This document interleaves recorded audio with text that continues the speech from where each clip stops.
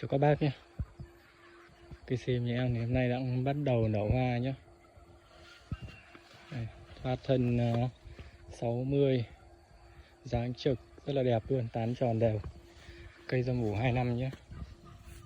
Đây, gốc rất là to, gốc hơn 30 nhé, vành hơn 30. Đây, rất là đẹp luôn. Cây này lên chậu cực vip luôn ạ. Đây, bên cạnh này là một cây này phải to hơn, cây này vành 38 nhé các bác nhé. Đây, tán tròn xoe, nụ hoa nhiều, rất là đẹp. Đây, bộ gốc đế đây.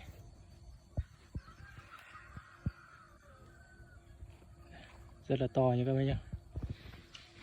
Đây, cặp này mà các bác mua về chơi lên chậu thì quá đẹp luôn. Các bác cần này liên